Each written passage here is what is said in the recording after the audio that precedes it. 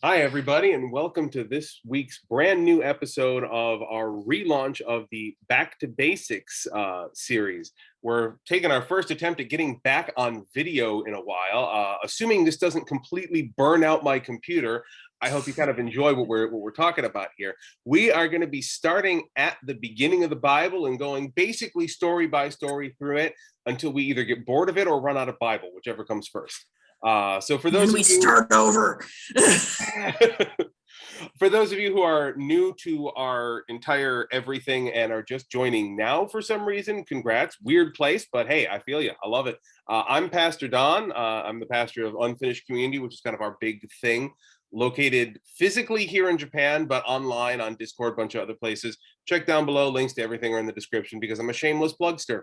And joining me is our US side admin, great friend, and totally not crazy person, Courtney Fraley. Say hi, Courtney.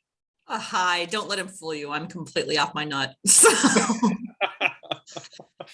But in a friendly sort of a way.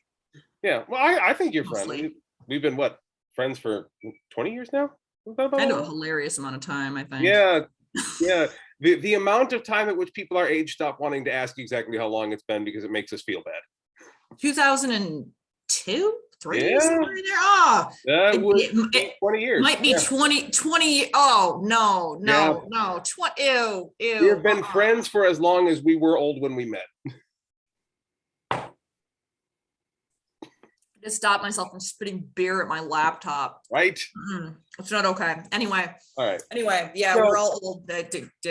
Yeah, we're old folks now. So we're going to be talking about the Bible.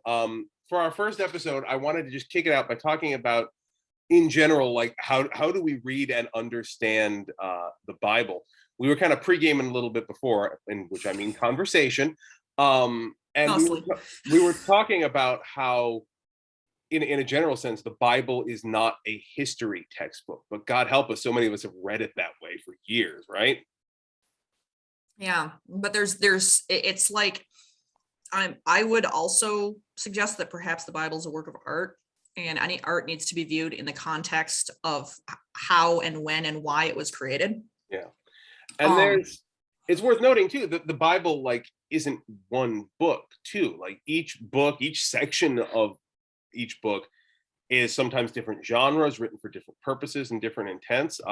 There's a rabbi that I follow on Twitter, which is a weird thing to be saying if you're not in the 21st century. There's a rabbi I follow on Twitter who regularly makes the point when the abortion issue and other things come up and people in the Christian community, Christian with some pretty big air quotes, start citing from the Psalms and things like that as biblical justifications for the sanctity of life before birth. And she just raises the point that the Psalms aren't legal text. We do kind of skip past that point. A lot of us, when we're reading the Bible, is we just assume that all of it is direct from the mouth, word of God telling us exactly how to live our life. And a lot of us have been taught that, by our elders in the church. It's freaking weird. I'm sure I heard that message at some point. Yeah, which that when I went to seminary, it blew me away because it's one of the first things they teach you at seminary is it's not we believe the inspired, man translated, of course, man interfered with, if you prefer, word of God. But what that means doesn't mean that everything is a direct indicative for you. It means that it's still all of this contextual stuff. It just comes mediated by man from God for a variety of purposes and in a variety of styles. Well, and if you've read the book and have been part of the religion for long enough, then you understand that, what God touches is holy, but what man touches is flawed. Yeah. That's something expressed in the book. Therefore, basically, that sort of idea is like a footnote to the whole book. That's hey, humans wrote this down. Yeah. If you're talking original sin and stuff, we taint theoretically anything we touch. Yeah. So. Yeah. You're right. And I feel like that's the same mindset that says, oh, we could, global warming can't be real. We have, because we can't possibly sully something that God has done. That's Oh my God, are people really making that argument? I haven't heard that one yet. Oh, you haven't heard that one? Oh my God, yes. No, I've totally heard that. Again, I've heard the argument. Michigan and I'm in Japan, so you've probably heard a lot more right-wing crazy than I have. think it was online. I don't even think it was like a geographic thing. Yeah, no, I've heard the argument that global warming can't be real because it would be mankind like throwing askew God's creation, and that's beyond us. And I'm like, yeah, did you and I read the same book? That argument was made by someone who read Genesis 1, read Genesis 2, and then stopped before Genesis 3. Because it also, the Bible also says tells us very specifically to be stewards of creation. Yeah. And to be a steward of something is to have dominion over, but to take very intense care. Not to spoil future episodes here, but like the whole arc of the second half of the Adam and Eve story is humankind sullying a thing what God created. Like your argument fails before. It's kind of the theme of the whole book. Like, it's not so much you didn't read the Bible as you didn't even get past the first few pages. The whole, if we're going back like high school English course thing, the theme of the book, one could easily say, is that mankind, it causes flaw in pretty much everything that he touches, and God is the only hope. Yeah. How can you believe that and not believe that it's possible for us to fuck up our planet? And this is our holy book, all kinds of things. Yeah, this is a theme we're going to come back to again and again and again and again. Sorry if I'm getting away from the point. You hit a passion. Oh no, this is the point. This is the point. And that this is a theme we come back to again and again in the Bible. God says a thing, and then humans choose the most insane, fucked up way of doing it. One of my favorites is, and I'm going to basically summarize here, is God says to Moses et al. In the desert, there's this promised land over here. I'm going to give it to you all. And everyone in the desert is like, all right, so who do we got to kill? And you can almost imagine God going like, no, you don't have to kill everybody. And then he looks down and, oh, everybody's dead now. Like the human inclination to take it in a weird direction. Like God puts out a perfect thing, and then we're the ones who got to make it weird. I think we have to make everything a competition. I think that's something I'm realizing about like the negative human nature of myself, and doing a lot of, I'm a little spacey, just a warning to people who haven't met me or don't know me in person. I get kind of like, ooh, about this stuff, but like, I don't know. I also have ADD. I completely lost my train of thought and breaking away to apologize for myself again. So, but that is overall the arc of the entire Bible. God says thing, humankind screws it up, and then God says, okay, justice. The overarching theme of the Bible is the arc back towards justice. And we never quite get there, but we're theoretically getting better at identifying that, moving in that direction, which again, and not to spoil anybody who's actually coming to or watching online our church services, but this is going to be my sermon the next time we're up at the end of the month, is righteousness is a moving target. Like, it's not something that we pick, we do, we're done. It's something that we keep having to readjust ourselves because we keep screwing it up. Like, we're human. We may nail righteousness at one point, but if we don't have it and we don't stay with it, then that target keeps moving, and then we wind up not there. Mm-hmm. So we're going to be starting with the oldest of testaments, not counting like Gilgamesh and other older testaments, but that's beside the point. The oldest of Christian testaments anyway. So what do you know about the OT? I know it's largely not our document. Yep. That is something that we often try to avoid. I have a Jewish friend who is like, why do you guys try and latch onto that? That's not your books. You don't know what you're talking about. You don't treat them correctly. You don't read them correctly. You don't teach them correctly. I'm going to introduce a slight but to that. When Christians originally got started, we were Jews, and that eventually broke off and went in a different direction. So that is part of our shared history. But there is, as your Jewish friend is right to point out, a strong tendency amongst Christian communities to say that now that we are Christian, we can understand this in our own way. And I don't think that's necessarily valid. Like, there's a reason why, as I mentioned earlier, I follow a couple of well-known rabbis on Twitter, why I try to maintain at least some kind of connection to the Jewish community, although there isn't much of one out here at the moment. Is because we do, I think, need to be checking ourselves against the Jewish community, and how have they come to understand that over the years? Because where we have spent 2,000 years trying to reach an understanding of the combined Old and New Testaments, they've pretty much just been focusing on the one for this whole period of time. So they've got more time, more energy, and more scholarship invested in this text than we do. And the history, just like how the layers of having built that over that much time. Now, I'm going to introduce 2 points here that I think are going to be the ones we're going to kind of end on here, which it has to do with how we understand the Bible.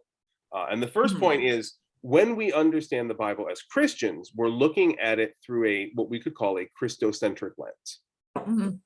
That means, as Christians, we're starting from the perspective that Jesus introduced, which is love the Lord your God with all your heart and your soul and your mind, and love your neighbor as yourself. On these 2 things hang all the law and the prophets.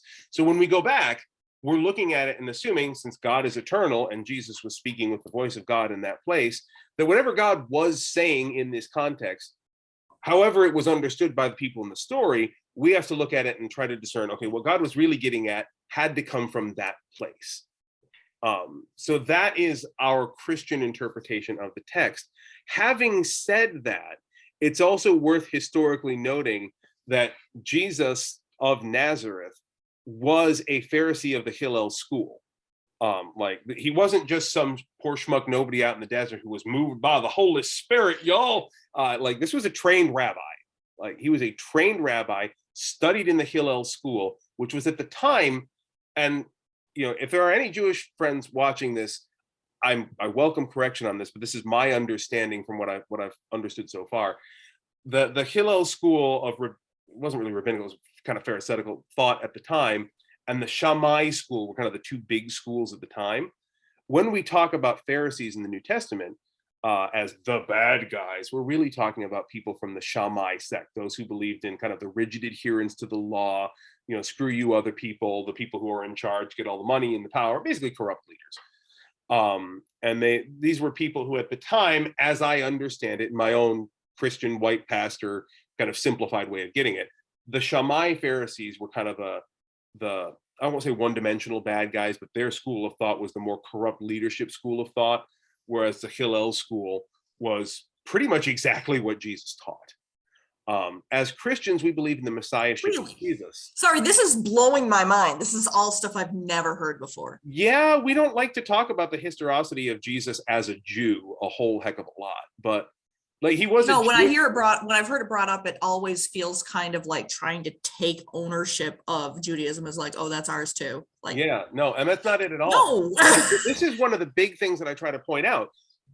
Jesus was of the Hillel school of kind of Pharisaical thought there at the time. Now, in the century since Jesus, you had the destruction of the temple, you had the diaspora, Jews spread throughout the world, the reform movement, a whole bunch of stuff that I am not at all qualified to talk about. But you should get somebody on here sometime. You should talk to somebody on here. I got to track someone down for that perspective. For the moment, my kind of broad generalized understanding is that at least with the broader chunk of Reform Judaism mostly grew out of the Hillel school, and that the Shammai school mostly passed away. Like, there are hints of it in other places, like in kind of the extreme edges of like Hasidic thought and things like that. But the grand majority of international Judaism, as I understand it, is pretty much in line with what Jesus taught. So that when we talk about, not necessarily what Christians preach, but what Jesus spoke, right, if you actually study his teachings, so as your primary focus of the religion. So a large chunk of our broad theological motion, if we're talking about deconstructing our faith and getting back to what we're meant to be, is kind of aligning ourselves to where modern Judaism has been for a while. We're not so much being our own thing as catching up to them in terms of theological and social thought. Where we diverge is in our understanding of Jesus as Messiah and Jesus's divinity. That is where we diverge. And that is something that we will talk about in a much greater depth as we get to the New Testament, if we make it that far.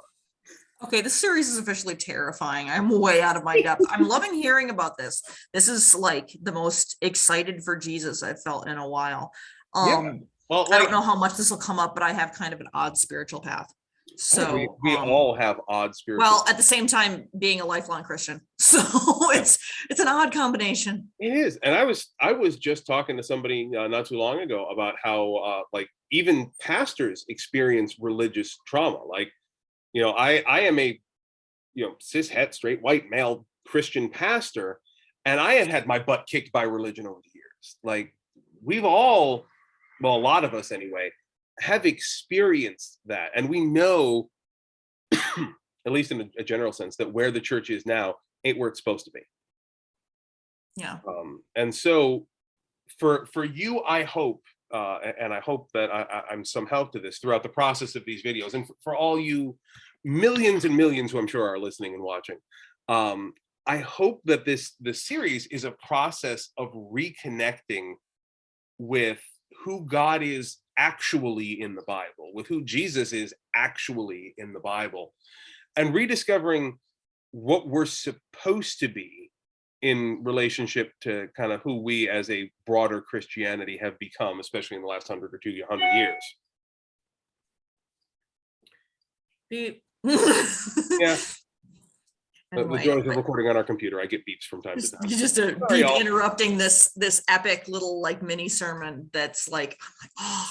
I choose. You make me feel like I'm in church, which hasn't happened for a long time, including times when I was actually in church. Yeah. I choose to understand the beep of said junk email as God's timing, putting an exclamation mark on the thing what I was just saying. You know, and Logan, God works in mysterious ways. Where the church is, ding. You know, so I think that's where we're gonna end it for this introductory video. You have any last thoughts before we move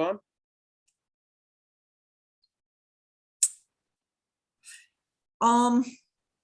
Just that I asked, some of you may be somewhat familiar with me from a series that Don and I did that was remote pastoral care, that involved basically me being an open wound for the site of the internet as a means of saying, hey, talk to somebody, it's okay, and your pastor can talk to you, if they're a good pastor, like, can help you through some questions and some crazy stuff.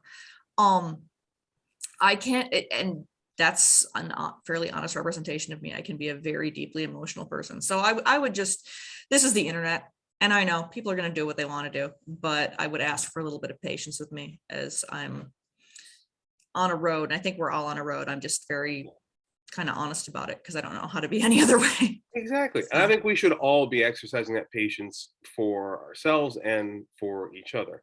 And if you're going to show some patience for Courtney, show some with me too, because like I'm trying to navigate excuse me, I'm trying to navigate this road myself. I may have come by some interesting tool sets along the way, but we're all in different places on the same road here. Yeah. All right.